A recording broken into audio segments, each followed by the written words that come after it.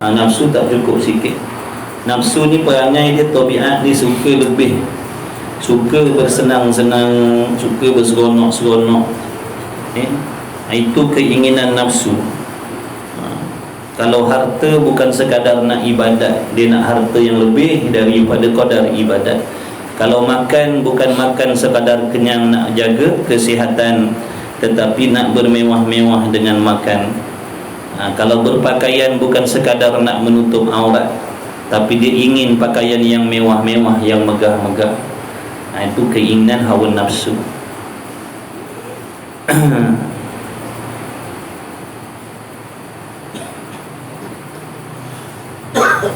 Maka memadalah dengan ini, yakni dengan ini peringatan yang telah disebutkan sebelum ni. Banyaklah cerita tentang kejahatan hawa nafsu. Maka memadalah, cukuplah dengan ini bagi menjagakan, yakni bagi mengingatkan atau menginsafkan bagi orang yang berakal. Jadi orang kalau berakal, kalau waras, cukuplah dengan peringatan-peringatan yang telah diberikan sebelum ini, menjadi panduan dan pedoman untuk diri kita merenung-renung, berfikir dan berwaspada, berhati-hati di dalam mengawal keinginan hawa nafsu kita. Cukuplah dengan ini katanya. Bagi orang yang waras tak perlu contoh banyak-banyak.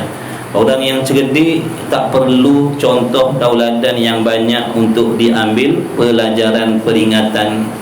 Orang cerdik cukup dengan satu dua contoh, satu dua iktibar, akan dapat diambil faedah dah. Kalau orang yang tidak cerdik, bagilah 10-20 contoh tauladan pun, satu pun tak akan dapat diambil pelajaran. Kita tengok berapa banyak dah contoh orang yang mati dalam keadaan bersibuk berbimbang dengan dunia tanpa ada bekalan akhirat. Bukan satu contoh orang yang mati dalam keadaan bersibuk mencari dunia, dalam keadaan membelakangkan akhirat. Bukan satu contoh, banyak contoh. Tapi kalau kita orang yang waras, yang berakal, cukup dengan satu dua contoh pun dah mengisapkan kita dah. Tak nak jadi macam tu, tak nak mati dalam keadaan begitu, sebab dah ada satu dua contoh yang menunjukkan demikian. Tapi kalau kita tidak menggunakan akal fikiran kita, contohnya banyak contoh dah, yang mati muda-muda, muda-muda dah mati, mati dalam seronok, mati dalam berhibur, mati dalam macam-macam, dalam keadaan tak solatnya, tak mengajinya, mati dalam keadaan maksiatnya, macam-macam. Tapi masih lagi kita tak dapat mengambil pelajaran. Sepatutnya cukup satu dua contoh. Sebab itu Allah ada menyindir kita dalam Quran. Allah sindir kita. Afala taqilun. Adakah kamu tidak berakal? Adakah kamu tidak waras? Adakah kamu tidak berakal? Banyak contoh Allah tunjukkan, banyak tauladan yang Allah ceritakan dalam Al-Quran, banyak peringatan-peringatan daripada Allah, daripada Rasulullah SAW, tentang kehidupan, tentang cara hidup yang sebenar atas dunia. Matlamat kita dihidupkan oleh Allah.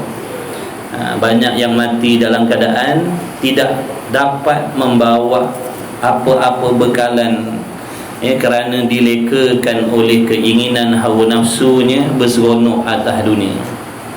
Di banyak, tapi kita masih tidak dapat mengambil keinsafan, tak dapat nak ambil pelajaran. Sedangkan kita dah sedar, dah nampak yang diri kita duduk dalam kelompok yang macam tu, tapi tak ada pun usaha kita nak ubah. Tak ada usaha. Tahu dah belajar, tapi tak belajar lagi.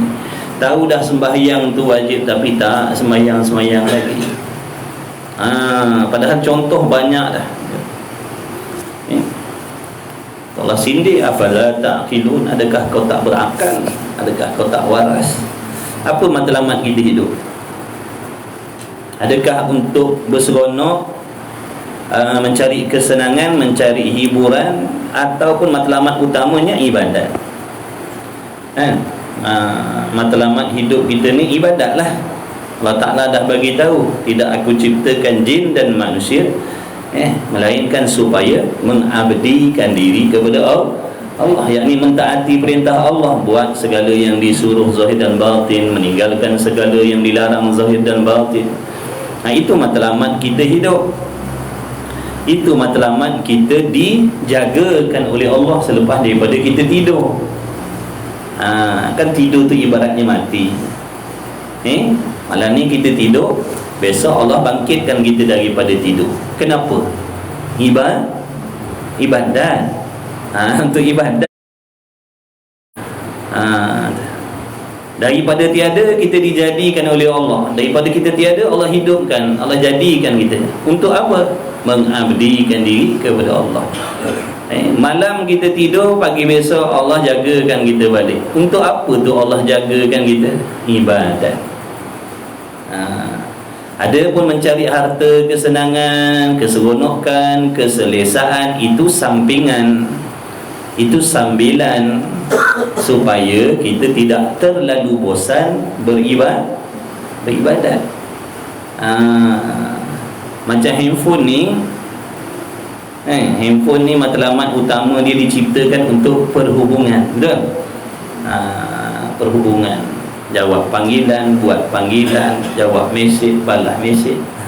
Itu matlamat utama handphone ni diciptakan. Tapi di samping tu, dalam handphone ni ada apa? Ada hiburan, betul? Ada TikTok. Boleh tengok cerita, tengok drama, ada game, macam-macam lah aplikasi yang ada dalam tu. Jadi kita tengok penggunaan telefon kita tu, contoh ulama buat untuk kita nak mudah faham, nak tengok, nak ukur diri kita ni, hidup kita ni dah betul ataupun hidup kita dah rosak. Kalau handphone tadi tengok penggunaan dia betul ke penggunaan dia dah rosak. Main TikTok sehingga ada orang buat panggilan, saya cancel, saya tak nak jawab. Ada panggilan masuk, saya tak nak jawab. Saya berseronok dengan hiburan tadi yang ada dalam handphone tadi, dengan TikToknya, dengan game. Maknanya penggunaan handphone ni dah rosak. Boleh faham tak zakat tu? Kita matlamat Allah ciptakan kita ibadat. Di samping itu, atas dunia ni Allah ada siapkan apa? Tadi Allahumma salli ala sayyidina Muhammad, hiburan contoh. Keseronokan, cari harta, cari rezeki, berbini, beranak. Jadi panggil sampingan. Tapi malangnya kita ni tadi benda sampingan dan sambilan tadi, cari harta, kesenangan, kemewahan, sehingga panggilan Allah kita tak nak jawab. Allah suruh solat, kita tak nak solat. Allah suruh semayang, kita tak nak semayang. Allah suruh ngaji, belajar agama, kita tak pedulikan. Allah suruh hidup mengikut cara Islam aja, kita tak mau. Maknanya hidup kita dah rosak. Hidup kita dah rosak. Matlamat hidup kita dah rosak. Maka perbaiki, maksud. Kita suluh tengok diri kita. Betul tak? Allah suruh apa? Di antaranya Nabi suruh belajar. Talabul ilmi faridatun. Menuntut ilmu fardu, wajib. Tapi berapa ramai di antara kita yang tak nak belajar? Habis masa mencari harta, mencari rezeki. Dengan alasan mencari rezeki, tak ada masa nak belajar. Sama macam tadi, tak ada masa nak jawab handphone sebab leka main TikTok contohnya. Jadi matlamatnya dah salah. Ini yang kita nak kena ejah balik, baiki balik. Sebab nafsu dia memang suka benda macam tu, melekakan kita dengan matlamat asal kita dihidupkan oleh Allah, supaya nanti kita mati dalam keadaan rugi. Na'udzubillah min zalik. Jadi memadalah katanya musannif peringatan tu.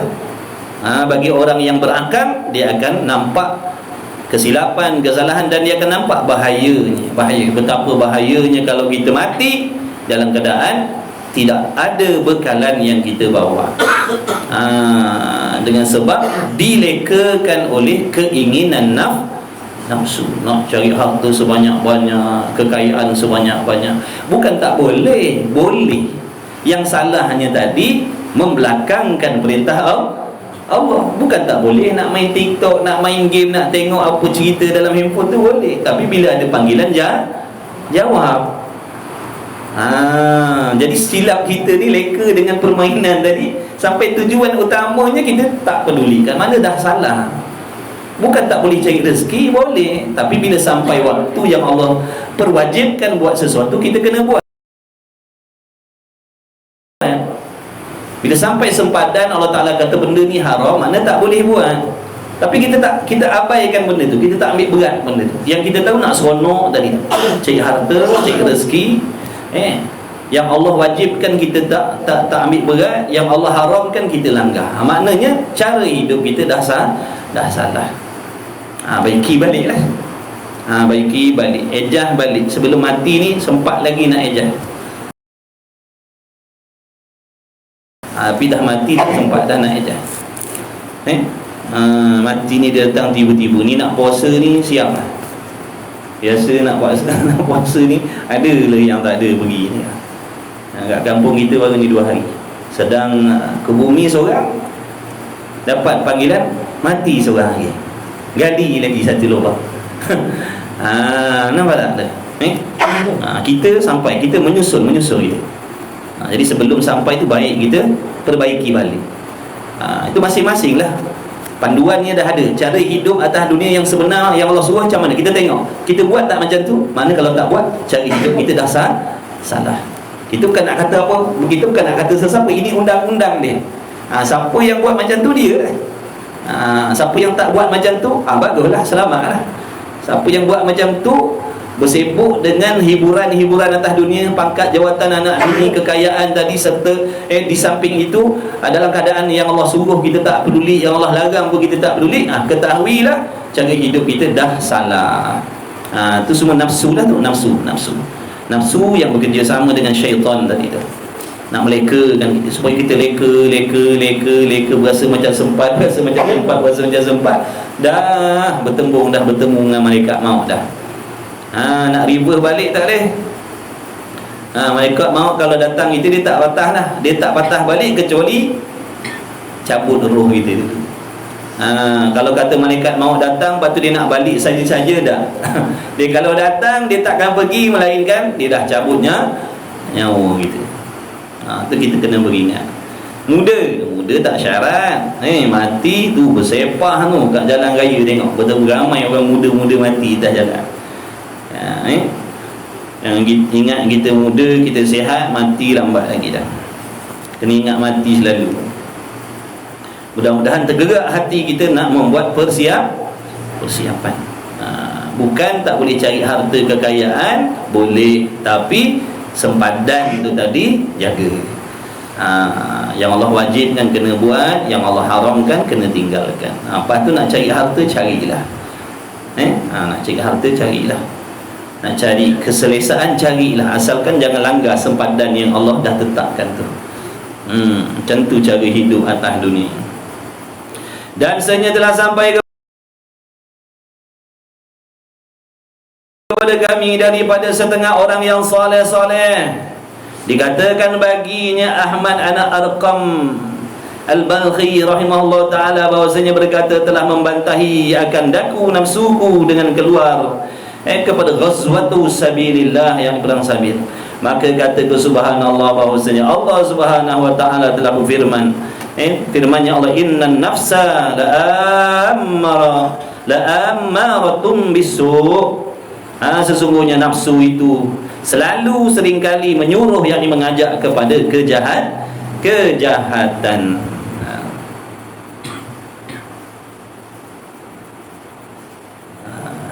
Ni dia kata nafsunya kata tak payah pergi, jangan pergi perang fi sabilillah.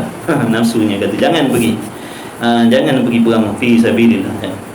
Maka diteringat firman Allah yang mana Allah Ta'ala memberi peringatan sesungguhnya nafsu itu sangat-sangat mengajak kepada perkara yang kejahatan. Nafsu kita dah memang macam tu, tabiat siapa pun mengaji tak mengaji, memang macam itulah kejadian nafsu kita. Syaitan dia tukang kipas. Setan ni peranan dia tukang kipas. Kita nafsu memang malas nak semayang, memang nafsu malas nak sembahyang. Nafsu dia takkan setuju dengan perintah Allah. Itu nafsu. So sembahyang dia memang tak nak sembahyang, memang terbiak dia dah nafsu tu. Setan ni dia tukang kipas. Nantilah, muda lagi, nantilah baru sembahyang. Tentu setan tukang kipas. Nafsu malas nak mengaji. Nafsu tak suka mengaji ni, duduk dalam majlis ilmu macam ni nafsu tak suka. Syaitan kipas. Nantilah lepas raya sambung, kata ni. Minggu depan ada lagi, malam besok ada kuliah lain pula, malam ni tak payah lagi, kata dia. Tu syaitan dia tukang kipas. Nafsu dah memang tak nak, dia tukang menggalakkan lagi ni syaitan. Tapi bulan puasa nanti Allah Ta'ala penjarakan, supaya nak memberi peluang kepada umatnya Nabi Muhammad sallallahu alaihi wasallam beribadat sebanyak-banyaknya tanpa dihasut oleh syaitan. Jadi kita boleh tahu kejahatan nafsu kita macam mana dalam bulan Ramadan. Dalam bulan Ramadan kita boleh tengok perangai asal nafsu kita. Sebab waktu tu dah tak ada dah hasutan syaitan, tak ada waktu tu. Sekarang masih campur, dia bergabung, syaitan dengan nafsu gabung ni. Ramadan besok tinggal nafsu saja, syaitan tak ganggu. Jadi di situ nanti kita boleh nilai nafsu kita macam mana. Dan ini menyuruh akan daku dengan kebajikan, dan ini yakni menyuruh akan kebajikan itu tiada ada selama-lamanya dan tetapinya liar ia nafsu. Liar nafsu ni mana sentiasa nak mengelak, mudah kita faham. Nafsu ni dia memang sentiasa dia menghasut akal fikiran kita supaya mencari helah untuk meninggalkan. Macam mana nak buat ni? Macam mana nak bagi alasan supaya tak payah belajar, tak payah mengaji, tak payah semayang, tak payah ikut syariat. Dia akan cari jalan, cari alasan macam mana nak lari daripada taat kepada Allah. Dia perangai dia memang macam tu. Dia cari alasan macam mana. Digunakan, dihasut akal kita ni. Sebab tu akal kita ni perlu dijaga dengan ilmu. Kalau akal kita tak dijaga dengan ilmu, maka nafsu akan menguasai akal fikiran kita. Akal kita ni, kewarasan kita ni akan dikuasai oleh hawa nafsu. Sebab tu kita disuruh belajar. Nabi kata belajar, wajib belajar agama supaya akal kita dijaga, dipantau, dikawal oleh ilmu. Kalau tak nafsu lah yang kawal akal kita. Bila dah nafsu yang jadi driver dia, jadi nahoda dia, tentulah dia akan bawa kita kepada yang perkara yang membinasakan. Tapi kalau ada ilmu, insya-Allah dia akan berlawan tadi itu dengan nafsu. Nafsu ajak begini, ilmu ingatkan begitu. Nafsu ajak begini, ilmu ingatkan begitu. Dia ada tentangan lah. Tapi kalau tak ada ilmu, dia semata-mata turut, dia akan jadi pak turut. Nafsu kata cari lagi harta halal, tak apa, bukan cari benda haram, cari pagi petang siang malam, kumpul sebanyak-banyaknya. Kau bukan cari benda haram, kau kerja halal, apa nak peduli, kumpul sebanyak-banyaknya, nafsu cakap. Tapi kalau ada ilmu, dah belajar, benda halal pun tak semua boleh ambil. Walaupun rezeki halal, dah belajar, bukannya semua benda halal boleh kau semua. Ada batasan. Tu kalau ada ilmu, dia dah tahu. Kan kita dah buat contoh dah. Walaupun ada makan kenduri, walaupun hidangan tu halal, sebagai adabnya kena ambil sekadar yang kita nak makan. Bukan mentang-mentang rezeki itu halal kita belasah sampai 5-6 pinggan. Tuan rumah pun nyirap tengok kita. Orang terbiak, ustaz ni, dia datang seorang ambil sampai 5 pinggan. Saya kata kan halal, bukan hidangan ni haram. Ni kambing-kambing, ayam-ayam. Lepas ni apa? Makanan. Lepas ni ada jamuan tadi nampak ada susun-susun. Kita baca sekejap dah kita berhenti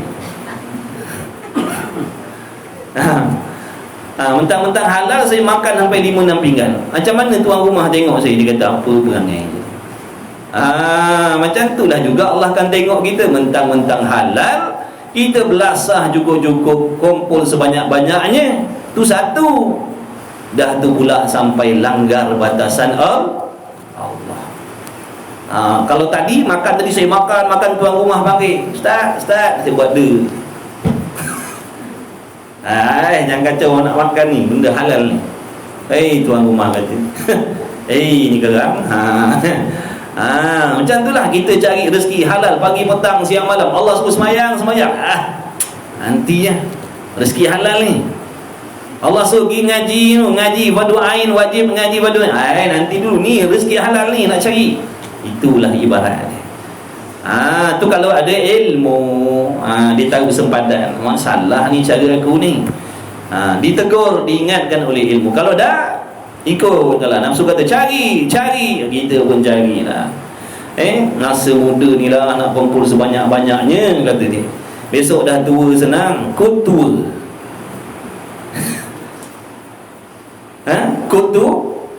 Kut tua. Berapa ramai orang tak sempat makan bencin, betul? Pun cerita.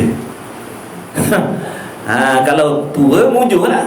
Ni kita tak tahu umur kita ya ke sampai tua. Masa muda ni nak kumpul sebanyak-banyaknya rezeki halal ni, nanti dah tua senang. Ya. Betul ke? Sempat ke? Ini orang panggil tulus zaman. Panjang angan-angan.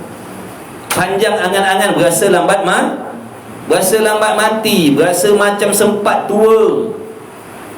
Ramai orang tengah duduk sibuk cari pagi, petang, siang, malam tadi, mati tak merasa apa yang dia cari. Balik akhirat tangan kosong, tak ada amal. Sebab waktu hidup dulu cadang-cadang, nanti bila dah banyak itulah baru nak ibadat. Rupa-rupa tak sempat nak beribadat. Sekarang ni saya nak pulun pagi, petang, siang, malam nak cari. Nanti mengaji ni nanti dululah. Saya nak kumpul dulu, besok kalau dah banyak harta barulah senang nak ibadat. Katanya nafsu. Dia tipu kita. Kita pun kata ya tak, ya juga. Nanti duit dah banyak barulah senang nak pergi masjid. Duit dah banyak, apa nak hero-hero cari lagi? Senanglah nak pergi masjid. Rupa-rupa dalam cari tadi matilah. Dalam cari tadi matilah. Mana masjid ni? Mana kuliah ni? Macam mana amal yang kita buat tanpa pengetahuan ilmu tadi? Habis menyesal. Menyesal aku kena tipu. Jadi beringatlah. Beringat, pakat-pakat beringat. Allah bukan larang kita cari rezeki, cuma sempadan tu jangan langgar. Maka berkehendak ia berjumpa bagi manusia supaya mengambil kesenangan kepada mereka itu, dan supaya dengar segala manusia dengan dia. Nafsu tadi, supaya manusianya taat dengan dia. Maka berhadaplah mereka itu manusia dengan dia nafsu, dengan membesarkan dan kebajikan dan muliakan. Mana memuliakan nafsu tadi, mengutamakan keinginan memuliakan keinginan hawa nafsu. Yang Allah suruh nantilah. Banyak tuan-tuan, banyak. Banyak mati dalam keadaan begitu ni. Mati cadangnya nantilah. Bila dah bencin pula buat kerja lain pula lah. Daripada duduk saja dah berhenti ni dah bencin lah. Gasu macam nak kojo jaga lah. Dah kojo jaga pula. Tu. Kan dipermainkan tu. Ni sekarang cari pergi petang siang malam. Dia kata nanti dah pencen baru zona nak ke masjid. Betul lah. Dah pencen 2-3 bulan puih pula. Kalau sini kata bosan lah pula. Duduk rumah tak ada kojo. Kalau dulu pagi dah keluar potang balik ni duduk sajuk. Kalau ada kojo-kojo sambil-sambil jadi jaga menelok kat ni. Dah kojo jaga pula. Kono syik malam pula. Dah tak ada nak suruh. Kono hakal lagi. Nampak tak tu? Dia memang terbiak dia macam tu. Kalau kita tak beringat memang kena dah. Banyak yang macam tu. Wal'iyadha billah min dzalik. Moga Allah selamatkan kita. Tapi kalau tambah kerja yang tadi itu tak lepas, tak apalah. Waktu semayangnya dengan ilmu, ilmu tauhid, ilmu fiqh, ilmu tasawuf, ilmu tajwid beres dah, tak apalah. Carilah kerjalah. Ni cuma kita bagi peringatan, jangan dengan sebab kerja urusan dunia, cari kesenangan kemewahan tadi, yang ni kita tak pedulikan. Ini duduk dalam bahaya ni. Kita sedang duduk di dalam zon bahaya ni. Kalau datang malaikat maut waktu tu, habislah kita menyesal, ya Allah, kalau aku tahu aku mati macam ni, baik, tapi dah terlambat lah. Kalau dah tak guna, kalau lah. Nak kalau, baik sekarang. Nanti nak kalau dah tak ada, baik dah kalau lah. Maka kataku baginya, tiada aku turunkan di kau di dalam umran, yakni tempat yang ramai, dan tiada aku turunkan di kau atau orang yang berkenalan dengan mereka itu, maka perkenan ia. Maka aku jahatkan sangkaku dengan dia dengan hawa nafsu. Dan kataku bahawasanya firman Allah Ta'ala itu yang terlebih benar. Maka kataku baginya, aku berbunuh akan seteru dengan kedudukan, maka adalah kamu itu permulaan yang kena bunuh. Ini nafsu. Maka perkenan ia, dan telah menjanjikan beberapa perkara daripada barang yang ia kehendak akan dia, maka perkenan ia pada sekalian yang demikian itu. Hei Tuhanku, jagakan olehmu akan daku baginya. Wahai Allah, katanya, peliharalah aku ni daripada kejahatan hawa nafsu. Mudah-mudahan Allah pelihara kita ni. Kita tak ada kuasa, tuan-tuan. Kita tak ada kuasa. Kita belajar ni, ilmu ni makhluk. Hakikat ni yang menjaga, yang memelihara kita, yang menjadikan kita dapat mengambil faedah daripada apa yang kita belajar ni adalah Allah. Tapi ilmu ni sebagai asbab.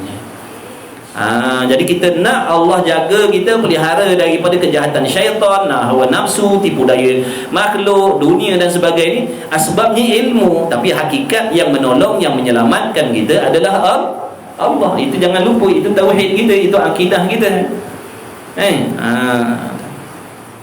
Tapi kalau kita nak harapkan Allah jaga kita daripada tipu daya nafsu, nak Allah jaga kita daripada permainan syaitan, nak Allah selamatkan kita daripada leka dengan dunia ataupun daripada makhluk, tanpa kita melakukan sebab-sebab, ini pada adatnya mustahil. Kita kena buat kerja. Kita kena berusaha terlebih dahulu buat apa yang Allah suruh. Belajar, fahamkan, usaha amalkan, kemudian serah kepada Allah. Mudah-mudahan Allah tolong kita. Macam tu. Jangan minta Allah tolong tanpa kita usaha. Kena usaha. Tawakal bukan bermaksud meninggalkan usaha. Kita nak Allah terima amal, kena usaha. Buat amal seperti yang Allah suruh. Belajar, fahamkan, usaha amalkan. Mudah-mudahan Allah terima. Ya Allah, terimalah amalan aku. Aku dah belajar, aku dah mengaji, aku dah faham, aku dah cuba buat begini, dan aku dah cuba jauhkan benda-benda tu. Harap-harap kau terimalah amalan aku. Tu baru betul. Ini kita tak mengaji, tak nak belajar, tak nak fahamkan bab solat, mandi wajibnya bagaimana, bersucinya bagaimana, wudu'nya macam mana, rukun qauli fi'linya macam mana, masbuk muwafiqnya macam mana, sah batal pun kita tak tahu. Tiba-tiba, ya Allah, terimalah solat aku. Ini masalah.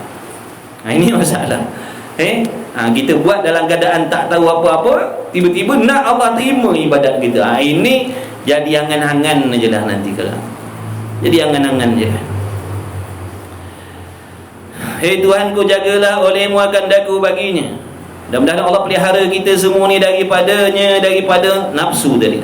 Maka bahawasanya kalau ini sangat tohmahkan dia dan membenarkan bagimu Allah, maka dibukakan daku seperti bahawasanya berkata ia, hei Ahmad, engkau membunuh akan daku tiap-tiap hari dengan menegahkan daku daripada keinginanku dengan beberapa kali, dengan menyalahi engkau dan tiada mengetahui dengan dia seorang pun.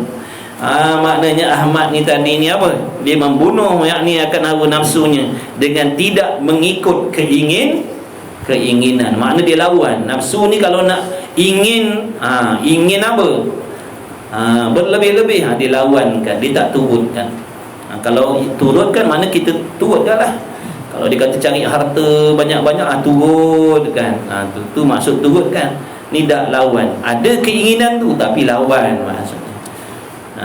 Ada keinginan tu pasti ada, cuma kita kena berlawan, berperang, tahan, mana kawal.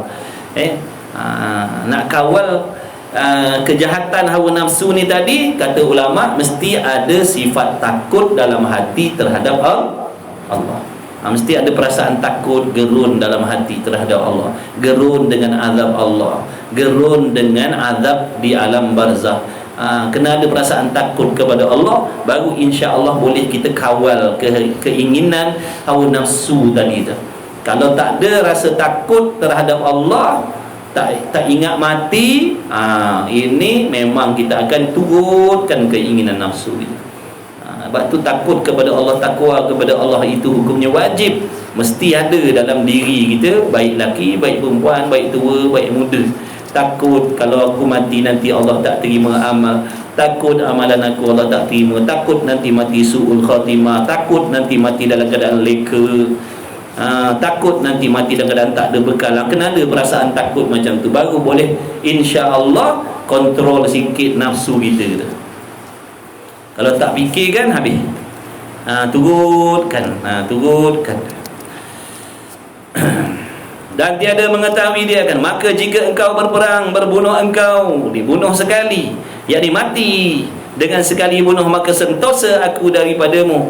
Maka mendengar akan manusia berkata mereka itu manusia telah dapat syahadah Ahmad, maka bagiku kemuliaan sebutan katanya. Maka aku duduk dan tiada aku keluar kepada perang demikian tahun itu. Sebab dia takut mati dalam riak tadi itu. Mati dalam riak. Nafsu dia mengajak kalau kau nak pergi perang pun, dalam hati tu, mudah-mudahan kau mati tu dalam keadaan mendapat puji-pujian daripada manusia. Kagum dengan diri kau, pendekar, panglima, supaya nama kau tu tercatat dalam sejarah. Tengok dia ada mana-mana nafsu ni. Dia cari jalan macam mana nak merosakkan. Kau nak pergi perang sabilah pergi, tapi dalam hati harapkan puji-pujian daripada makhluk. Maka matinya apa tu? Allah tak terima lah, walaupun perang sekali pun. Riak lah maksudnya.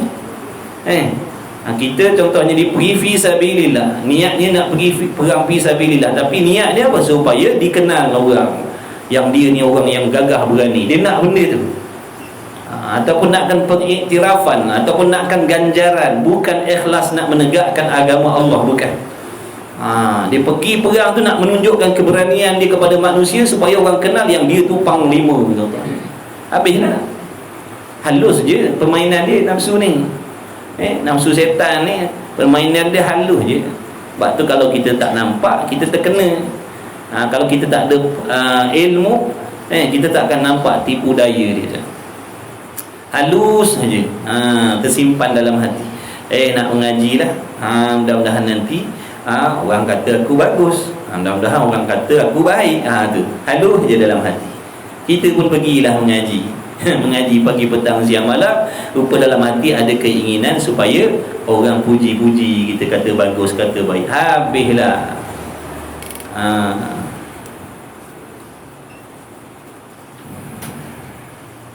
Maka tilik olehmu kepada tipu daya nafsu. Tiliklah. Nak tilik ni, nak pandang ni dengan ilmu. Nak tilik kejahatan nafsu ni dengan ilmu. Tilik, perhati baik-baik dia punya permainan. Sebab kalau tak tilik, kalau pandang gitu-gitu je, tak nampak permainan. Sebab halus. Imam Ghazali dah ingatkan, tipu daya nafsu, syaitan, penyakit hati ni halus, lagi tersembunyi. Cukup dengan halus pun kita tak nampak dah. Ni pula tersembunyi. Dah lah halus, sembunyi pula. Maknanya kalau tak ada alat yang canggih nak mengesan, memang takkan jumpa. Yang kita nampak nanti penyakit yang besar-besar je. Penyakit yang besar-besar, penyakit yang zahir-zahir, maksiat yang zahir-zahir kita nampak. Tapi kalau jenis maksiat yang halus, maksiat batin, maksiat hati, yang seni-seni tadi, kita tak boleh nampak. Sebab kita tak ada alat dia, alat pengesan dia. Apa alat pengesan dia? Ilmu tasawuf tadi. Inilah ilmu yang kita sedang ngaji ni. Ni alat dia. Alat nak scan dalam hati kita tu ada penyakit ataupun tidak. Jadi kalau kita belajar sungguh-sungguh, istiqamah, diberi faham oleh Allah, kita akan dapat tahu, kita akan dapat cari penyakit yang ada dalam hati kita. Tapi kalau kita tak nak belajar ilmu ni, kita akan berasa kita sihat, kita akan berasa hati kita sihat. Tapi kalau kita ngaji ilmu ni sungguh-sungguh, diberi manfaat, faedah oleh Allah, kita akan nampak masalah diri kita sebenarnya. Contohnya, semakin mengaji, semakin banyak nampak kesilapan orang. Makin kita mengaji, makin kita nampak banyak salah orang. Sebenarnya itu penyakit. Makin mengaji, makin nampak orang banyak salah. Makin nampak kebenaran dan kebaikan diri kita. Ni penyakit. Sepatutnya semakin mengaji, semakin tertutup aib orang lain, semakin terdedah dosa dan aib sendiri. Semakin banyak mengaji, semakin menyalahkan diri. Bukan semakin banyak mengaji, semakin banyak menyalahkan orang lain. Nah, ini salah. Ini salah cara kita belajar sebenarnya. Kita tak dapat manfaat sebenarnya kalau begitu. Makin banyak mengaji, makin suka menyalahkan orang. Ini salah. Makin banyak mengaji, makin banyak menyalahkan diri sendiri. Itu baru betul mengaji. Ini makin mengaji, sianu jahat. Ngaji, aku tak ada apa, aku baik, aku bagus. Ini masalah, ini penyakit tuan-tuan. Jangan kita ingat betul dah tu. Jadi kita telik diri, tengok selama ni kita dah belajar, dah mengaji, macam mana. Kita kena perhatilah, jangan syok mengaji je. Kita tengok sesekali tu, tengok renung diri kita ni macam mana. Aku ni dah mengaji belas tahun, puluh tahun dah mengaji, tengok. Semakin banyak menyalahkan orang, ataupun semakin takut nak tengok, nak dengar aib orang, ataupun semakin seronok nak tahu aib orang. Tilik diri kita, semak diri kita. Kerana orang yang soleh adalah orang yang banyak menyalahkan diri sendiri. Orang yang tak akan cuba cari salah orang. Kalau dia nampak pun, dia cuba sangka baik, sebab nak jaga hati dia. Dia tak nak jadi orang yang berjahat sangka dengan orang lain. Walaupun terpampang terang nyata jelas depan matanya benda tak baik, dia cuba alihkan kepada yang baik. Itu orang baik. Kita dah banyak yang baik kat orang tu, kita selak cari yang salah. Tapi mengaji pagi, petang, siang, malam. Macam tu, tak ada faedah lagi tu kalau kita ngaji macam tu. Tak ada apa lagi pun kemuliaan kalau macam tu.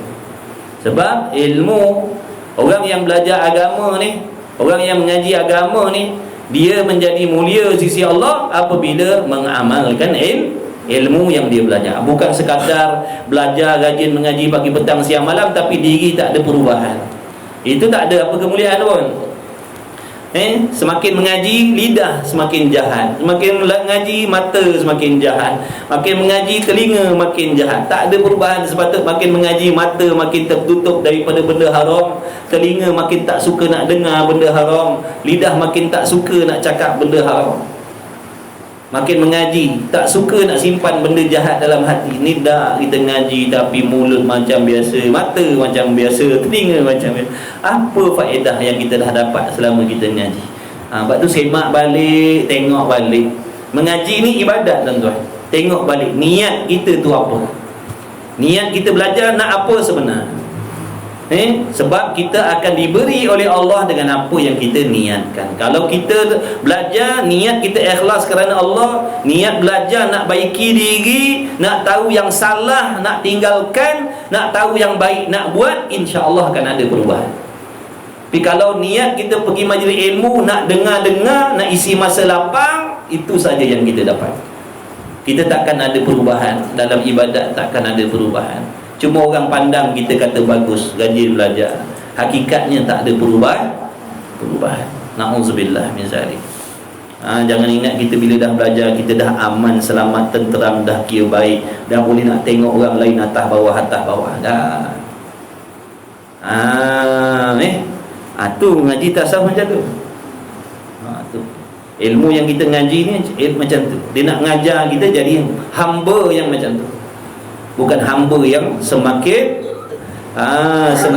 semakin banyak menyalahkan orang, semakin banyak cari dosa orang, semakin suka cari salah orang, semakin ternanti-nanti, tertunggu-tunggu nak dengar cerita tak elok tentang orang. Itu salah kita belajar kan? Jaga baik-baik. Renung-renung diri kita. Kita sendiri yang tahu diri kita macam mana, orang lain tak tahu. Ni dalam kitab disebut ilmu ni umum, untuk pandangan kita sendiri, panduan. Dah tahu, dah dengar, tilik diri kita. Macam mana aku? Macam mana? Aku dah buat belum? Yang macam dalam kitab sebut tu, yang macam tu guru syarahkan tu, macam mana? Aku ni macam mana? Tak ada lagi. Makna ni, aku ni dalam zon bahaya ni. Mengaji dah ni. Kena ada macam tu. Bukan main seronok je mengaji ni garanti syurga punya ni, garanti Tuhan terima aku ni. Orang kedai kopi ni semua tak boleh pakai tak mengaji. Itu semua ahli neraka besok. Allah tak terima amal dia orang. Aku ni dah mengaji, garanti Allah terima. Jangan buat main tuan. Belum tentu tuan-tuan. Kalau setakat mengaji tak beramal, tak ada apa. Jadi kita kena ada rasa takut. Walaupun dah mengaji, dah belajar, kena ada rasa takut. Ya Allah, aku ni ngaji tahu macam-macam, tapi lidah aku tak baik-baik. Aku ngaji macam-macam, dah dengar ayat Quran, hadis, nasihat begini, tapi telinga aku masih suka nak dengar tentang hal orang. Ini masalah. Ya Allah, tolong selamatkan aku. Ya Allah, aku tak nak macam ni. Aku tak rela, aku tak redha dengan diri aku yang macam ni. Aku tak sedang dengan diri aku macam ni. Aku nak jadi lebih baik. Jadikan aku macam orang tu, Ya Allah. Jadikan aku macam orang soleh tu. Aku nak jadi macam tu. Bagilah taufik, bagilah pertolongan, bagilah kekuatan. Mustahil aku boleh jadi orang yang baik kalau kau tak tolong aku, Ya Allah. Tolong, Ya Allah. Minta sungguh-sungguh. Sebab hakikat yang menolong kita ibadat Allah, bukan ilmu kita. Minta supaya kita keluar daripada orang yang ada penyakit hati. Apa penyakit hati? Al-aman. Apa maksud al-aman? Berasa dah selamat. Jangan, ini sifat bahaya. Mentang-mentang kita dah mengaji, mentang-mentang kita dah semayang, mentang-mentang kita dah tutup aurat, kita rasa kita dah selamat. Jangan, ini penyakit bahaya. Kena selalu rasa takut. Ya Allah, aku ni tutup dah mata kita. Minta, Ya Allah, kau tutup mata aku daripada melihat dosa orang, aib orang. Tutup telinga aku daripada dengar berita tak baik tentang orang lain. Tutup pengetahuan aku ni, Ya Allah, daripada tahu cerita tak elok tentang orang. Hati aku ni dah banyak masalah. Sebab apa yang kita tengok, tuan-tuan, bila kita nampak aib orang, dia akan jadi kesan pada hati kita. Apa yang kita tengok, dia akan bagi kesan pada hati. Bila kita tengok orang tu buat benda tak elok contohnya, dia akan bagi kesan pada hati. Macam ni rupa. Tu nampak tak? Macam ni berangai rupanya. Tu apa? Kesan daripada apa yang kita tengok. Lepas tu tengah duduk-duduk dengar pula si Anu cerita tentang seorang ni, bla bla bla bla bla. Tu dah ada datang, dah ada penyakit dah. Sebab tu minta tolong, ya Allah, tutup telinga aku, ya Allah, tutup dah. Aku tak nak tutup, sebab hati aku ni dah cukup sakit dah, tenat dah, ya Allah. Minta tolong dengan Allah.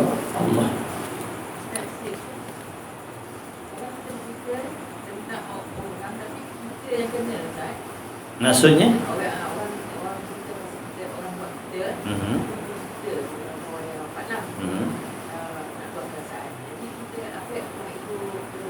baik, kita contoh ada orang buat naya dengan saya teraniaya lah, ada orang buat tak elok dengan saya, contoh orang fitnah saya contoh, lalu saya meluahkan benda ni pada orang lain. Baik, orang lain tu siapa? Apa tujuan kita cerita kat dia?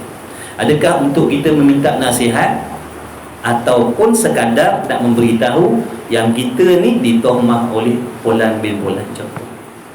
Tu namanya mengumpat. Mengumpat ni dia ada dua. Satu mengumpat yang haram, satu mengumpat yang harus. Apa maksud mengumpat? Kita ceritakan kejahatan orang, memang benda tu betul, memang dibuat benda tak elok, memang dibuat dosa, memang dibuat maksiat, memang dizalimi kita, tapi kita ceritakan pada orang yang tidak berkenaan, sekadar nak memberita, sekadar nak bagi tahu saja, bukan niat nak belajar. Contoh kalau ada orang, kalau kita ceritakan pada si A masalah kita, dengan harapan supaya si A ni tunjukkan jalan, apa yang perlu aku buat, macam mana aku nak tangani masalah ni, sebab dia orang yang kita harapkan boleh memberi nasihat, itu lain. Itu lain. Tapi kalau sekadar nak bagi tahu, tetap namanya mengumpat yang haram. Contoh suami dia nak ceritakan tentang kemaksiatan isteri dia. Isteri ni ada masalah dalam rumah tangga, tapi si suami tadi dia cerita dengan kawan-kawan di kedai kopi dia dengan niat nak meluahkan contoh. Maka itu hukumnya haram. Itu mengumpat yang haram. Kecuali si suami tadi menceritakan pada seseorang yang boleh contohnya memberi nasihat kepada isteri, itu lain. Itu mengumpat yang harus. Mengumpat ni ada dua, satu haram, satu harus. Harus tadi macam maknanya kita mengumpat, kita menceritakan kejahatan seorang lain kepada orang lain yang mana ada niat dan tujuan. Contoh kita menceritakan keaiban isteri kita kepada mak mentua kita contohnya, supaya mak mentua kita memberi nasihat kepada isteri. Tapi kalau kita cerita pada adik-beradik sekadar nak bagi tahu isteri kita buat gini dengan kita, itu tetap namanya mengumpat yang haram. Ataupun kalau kita nak meluahkan, jangan bagi tahu siapa. Aku ni ada orang gini. Siapa dia? Tu tak apalah, orang tak tahu siapa, nampak tak? Tapi kalau kita sebutkan si Fulan ni dah buat naya aku gini, maknanya aib dia terdedah dah. Aib dia orang lain tahu dah. Baik, nanti bila orang dah tahu aib dia, satu hari dia bertaubat. Orang ni tadi, yang jahat ni tadi bertaubat, jadi orang baik, jadi orang soleh. Tapi tetap cerita jahatnya masih tersebar. Nampak tak? Jadi bila orang nampak dia, dia tu, padahal dia dah bukan orang tu dah. Dia dah bukan ahli maksiat. Di sisi Allah dia dah jadi orang soleh. Sebab contoh macam saya lah contohnya. Sekarang memang saya memang pendosa, ahli maksiat dan sebagainya. Tiba-tiba kawan-kawan duk jaja cerita tentang saya. Jadi semua orang dah tahu kejahatan saya. Satu hari Allah bagi taufik, saya bertaubat. Sungguh-sungguh memang saya tak sentuh, memang saya tak buat dah benda-benda tu dah. Makna orang lain akan tetap memandang negatif pada saya. Padahal di sisi Allah, saya bukan orang macam tu dah. Hamba Allah sejahat apa pun, dia pejudi, dia pezina contohnya, dia perompak, bila dia bertaubat sungguh-sungguh kepada Allah, dia dah bukan lagi nama penzina. Sisi Allah dia bukan lagi penzina. Di sisi Allah dia orang soleh dah. Tengok pemaafnya Allah, bila Allah ampunkan dosa orang tu, makna gelaran pejudi, orang jahat, maksiat dah tak ada dah. Allah padam dah. Jadi tu yang kita takut tu. Sebab tu mengumpat ni dia boleh menjatuhkan maruah. Sedangkan dalam Islam ada 6 benda yang besar yang kita kena jaga. Di antaranya maruah. Sebab tu dalam Islam mengharamkan mengumpat, memfitnah, kerana mengumpat dan memfitnah ni boleh menjatuhkan maruah. Jadi boleh kita nak menceritakan keaiban seseorang, pastikan pada tempat yang betul dan niat yang betul. Kalau sekadar nak menceritakan, sekadar nak meluahkan, tak ada apa-apa niat yang lain supaya kawan-kawan tahu kejahatan dia tu pada kita macam mana, itu tetap namanya mengumpat. Jadi hati-hatilah. Wallahu a'lam. Mana tadi? Sama insya-Allah. Dah boleh berhenti dah ni. Mana ni? Kat mana tadi berhenti? Berkata mereka itu telah dapat syahadah habis, maka tilik olehmu kepada tipu daya nafsu dan pedayanya melihat akan manusia kemudian daripada matinya dengan amal yang tiada kemudiannya. Dan sebenarnya telah benarlah kata orang yang berkata, pelihara olehmu akan dirimu, pelihara nafsu, jangan kamu sentosakan daripada tipu dayanya. Hati-hatilah dengan kejahatan diri kita sendiri.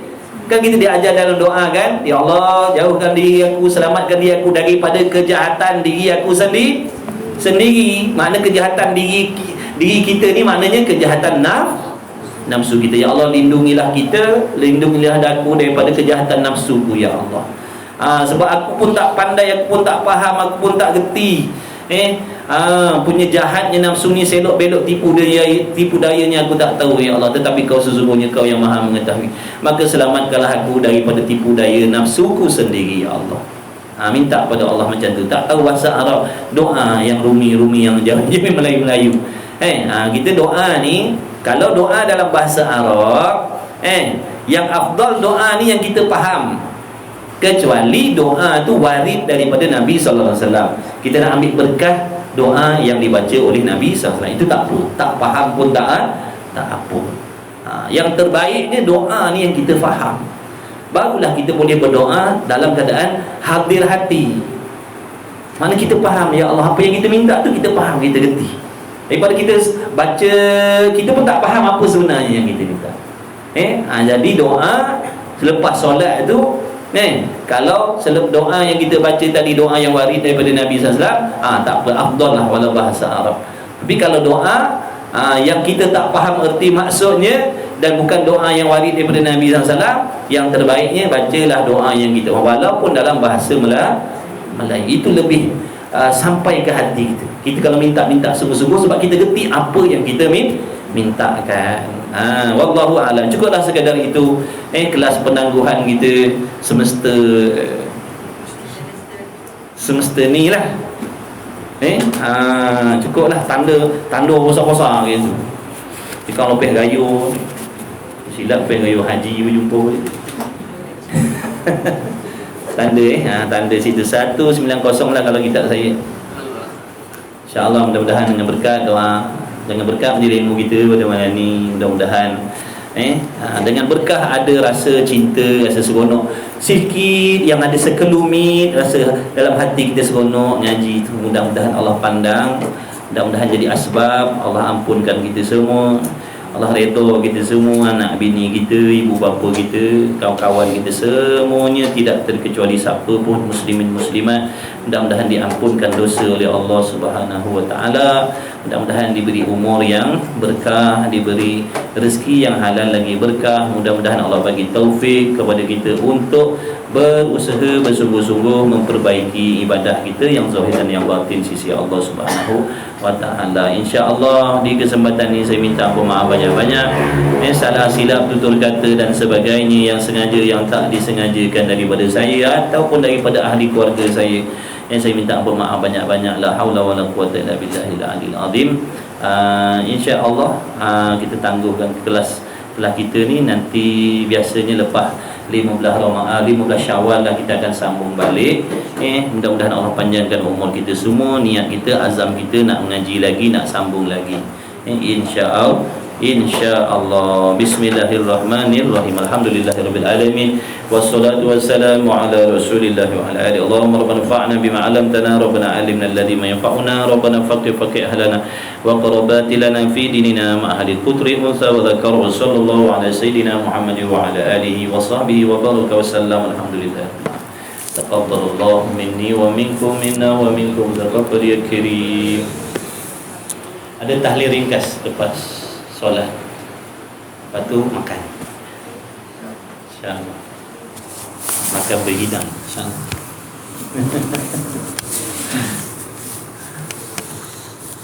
Sampaikan salam saya pada yang kata dia tak hadir malam ni. Sampaikan salam saya dan ampun maaf saya kepada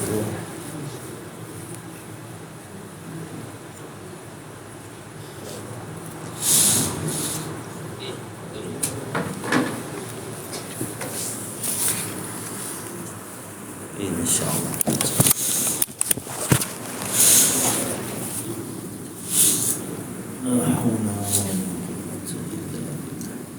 Iqamatis shalah. Allahu Akbar. Allah. Asyhadu an la ilaha illallah. Asyhadu anna Muhammadar